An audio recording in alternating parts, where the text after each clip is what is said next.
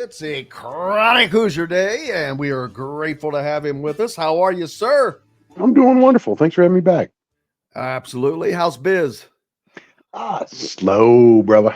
It is slow right now, but Yeah, it's tis that the time of season. year. It is Yeah. indeed. Um, Indiana takes on an Iowa team tonight. That is, as I talked to Mike DeCourcy, they're not the Iowa teams of past as far as talent, but that doesn't mean that this is a walkthrough by any stretch of the imagination, because that's exactly what it won't be, is a walkthrough. It might be a run through, because Indiana is going to be having to get up and down the court unless they're able to dictate the pace of this game. Iowa usually manages to get Indiana in the flow. And Mike DeCourcy just said, you kind of get caught up in that and you like playing that way. It's fun. But that's not Indiana's game necessarily. I don't know what their game is, to be honest with you. But Kalel Ware, whether he's back or not, that's going to be an important part of this game, because I really wonder what that Illinois game would have been like had he been able to play in that game. I'm fascinated by that because I thought I felt that, his absences has forced Indiana to make some adjustments, and not the least of which was going a little bit smaller, which they were pretty effective. I mean, quite honestly. Now there's still a number of flaws, not the least of which being the ability to score the ball from outside, that continue to rear their head. But I think you even heard Woodson admit so much in his interview yesterday that they're still trying to figure out what their capabilities are as far as roster control, as far as lineup management.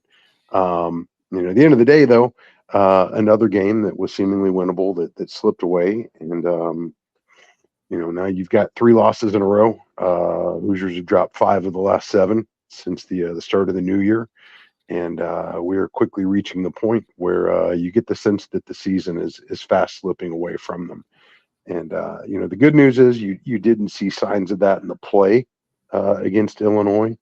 But we're at the point now where you have to wonder how many more losses the team can absorb before it just really, really falls apart on them. So, huge game. One, you got to rest the skid.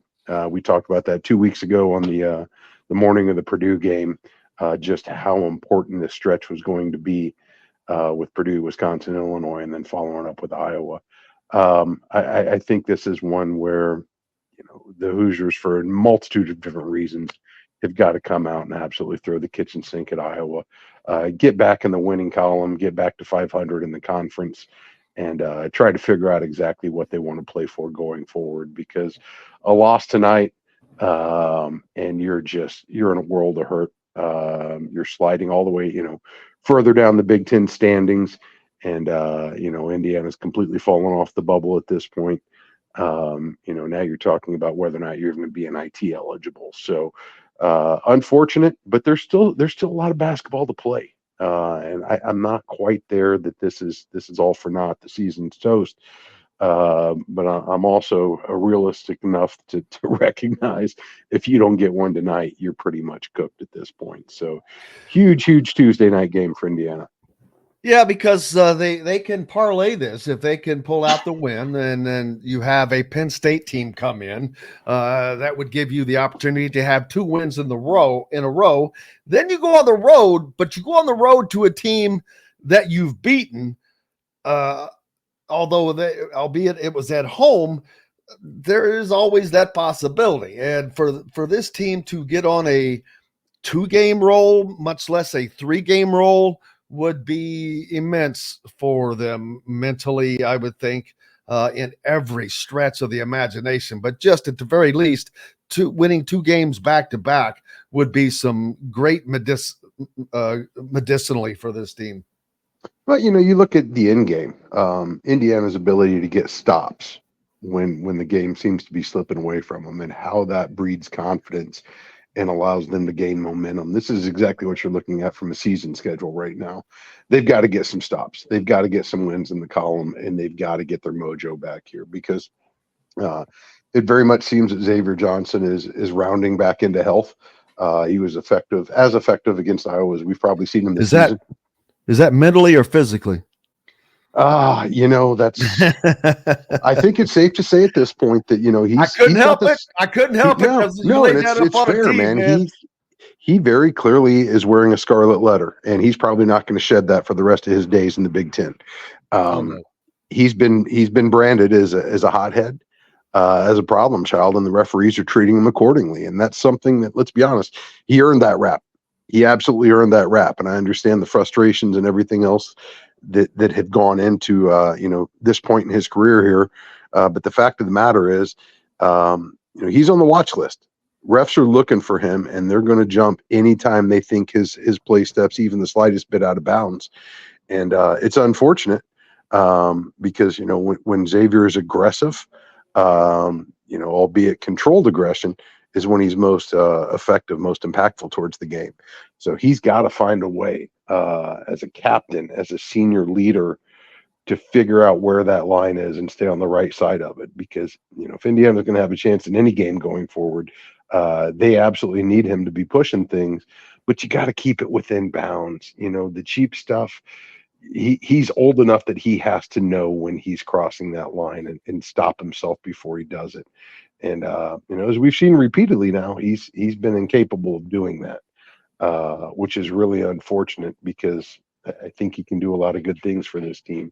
But the text, the flagrants, whatever it may be, even just the fouls, you can't hurt your team. Captains have to take a Hippocratic oath: do no harm to your team. You've got to lead, and you can't lead when you're putting the other team at the stripe and giving them free shots and the ball back afterwards. That's the antithesis of leadership. And to see the pattern that's now emerged, obviously the referees have seen it. Opposing benches are all over him. It's going to be fascinating to see how he manages that over the next month and a half as the season starts to wind down. But end of the day, there's still plenty of pages left to write in his story.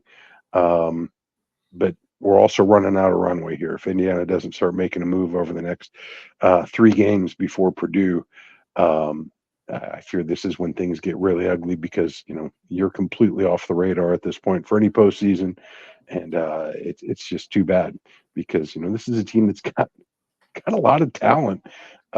It's just not quite found a way to keep everybody on the same page and healthy at the same time. So it's unfortunate, but it is what it is. We've seen it before. It's how can they grow and learn from it and continue to improve.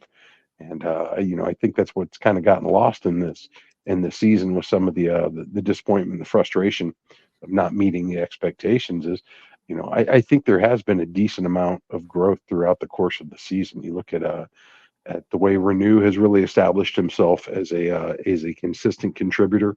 Obviously Khalil Ware's popping up on all the draft boards now. Looks like it could be a first rounder. Mackenzie Mbako is finally showing us the attributes that allowed him to get all the accolades coming out of high school.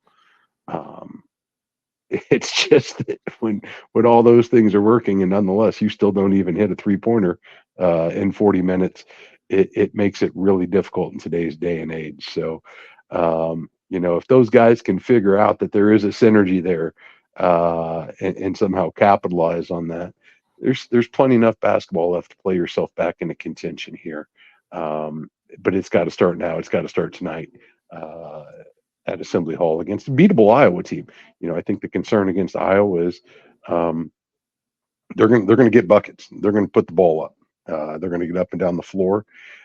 Indiana's going to have to find a way to still play some defense. I think rebounding is going to be everything, because for a high volume shooting team, the last thing you want to do is give them additional opportunities.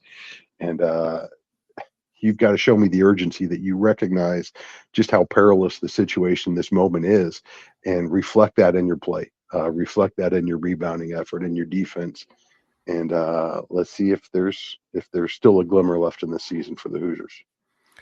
Yeah, looking at the quad victories, Iowa is in the same boat as Indiana, winless. Indiana is zipped for 7. Iowa no wins in 6 attempts in quad 1 games. But you go to the quad 2, Indiana only with 3 quad 2 games. 2-1, where Iowa is 4-0. And after that, it doesn't really much matter. Indiana's 10-0 in 3-4 quad games, and Iowa is 8-2, which that's kind of ugly, to be honest with you. But that would tell you these teams are kind of evenly matched as far as looking at that. Indiana being at home should be an advantage, but that did not work out for them last year. Although this is not the same Iowa team. This is not the Iowa team of norm I've talked about. They just don't have quite the talent level that they normally do, but you cannot sleep on them because they know that, and they're on the road, and they're going to do every single thing. McCaffrey is going to try to expose whatever he can to get a win. Yeah, and this is one of those games though where if Indiana wins it, it catapults them up into a tie for 5th in the league right now with Nebraska.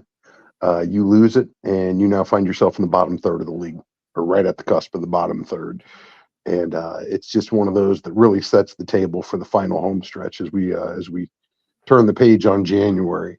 I just think this is where you put the abysmal January that Indiana's had behind them, whether it be the injuries, the foul issues, the reputation that's been gained, and really restake your claim as a team that's worthy of competing in the conference, because right now they just don't look that competitive.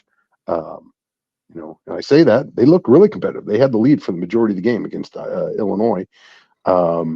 It was just when you see the ball continue to go in from deep, it's almost as though they've actualized this now too, that it's not their night, and they've got to find a way to shake that funk. We've heard Woodson talk about how much they shoot in practice, be it free throws, 3-pointers. At some point, you have to actualize that on the floor when it matters. And what a time like the present right now to get some of that mojo back and get on the right track. Because you just feel like this isn't just the season. This is one of those that starts to change the narrative. In the post-Trace Jackson Davis era under Mike Woodson, the returns have not been particularly impressive so far. And again, I don't think that's the end-all be-all of it. But at some point, you've got to show that you're capable of playing winning basketball in a different manner than the past 2 seasons. So I don't know. I just know that it's not going to be particularly fun if they can't pull this one out. So fingers crossed they do it, and let's start stacking some wins back up.